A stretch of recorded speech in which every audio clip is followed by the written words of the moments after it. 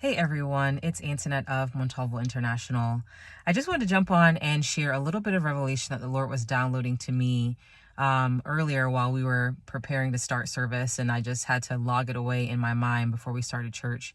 And he really started talking to me about not getting lost in the transition process or the transformation process, knowing that it's oftentimes we're in the middle of the transition to the promised land, to what God desires for us, to what has been on our hearts, to the things that we are standing in faith on, that we could potentially want to jump ship and go back. We turn around and say, this is too much, I'm not going to do this, and just get confused by the transition and the transformation process that it caused us to want to abort the mission. And he started kind of highlighting this example to me.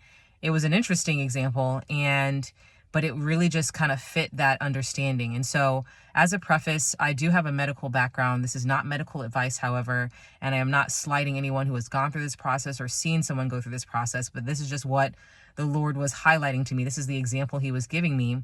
And a lot of times in the withdrawal process, so if you're going through withdrawal symptoms from something, whether it's a substance, an addiction, even just watching too much TV or using too much social media, withdrawal symptoms could be so intense that it could make you want to go back to the thing that you're trying to withdraw from. And again, this is just based off of, things that I've seen medically.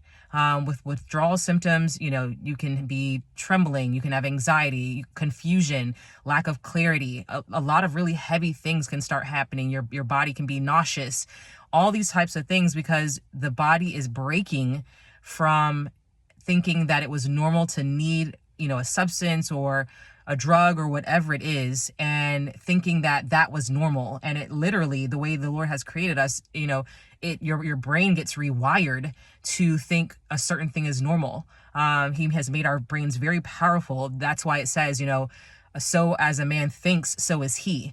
And in the same way, our minds can be tricked into thinking that something that's harmful is actually healthy or safe or what is normal.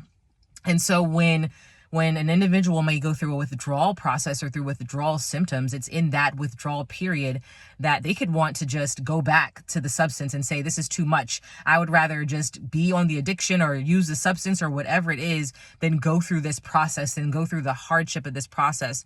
But when someone's able to press past those withdrawal symptoms, they're able to push past the very real things that they may be feeling, they are able to move forward into the promised land, being freedom from addiction, freedom from substance, or whatever it is that they're breaking, whatever you're breaking away from. And so as he started highlighting that example to me, he really started saying, again, in the same way as he is transitioning you, as he is transforming you to head towards the promised land, to head towards the goal, to head towards the new life, the new thing that he has for you.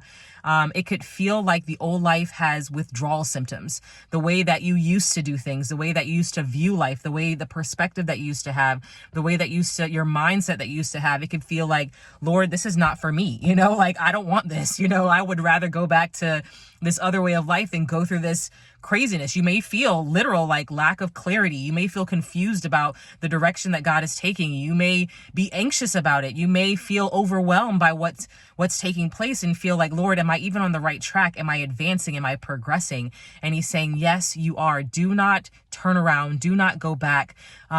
Seek and press into him in the process, and know that your transformation and transition, don't confuse it with not advancing, not moving forward, not moving towards what God has for you.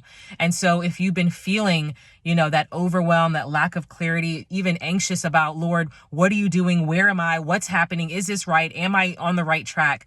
Know that he is leading you forward. He is leading you forward. And as it says in Philippians 4, it says, do not be anxious for anything, but with prayer and with supplication and with thanksgiving, make your requests known, and he will give you a peace that surpasses all understanding. So, in the same way, seek his word, use it as, your antidote, so to speak. Again, not making slight of anything, but use it as your antidote to push past those feelings of withdrawing from the old way of life, withdrawing from the things that held you down, withdrawing from the things that are causing you to feel like, I want to run back to whatever it was that God is moving you from, delivering you from, pushing you towards, and instead say, Lord, help me, guide me, transform my mind, renew my mind with the washing of the word so that you can walk fully and confidently into where he's taking you.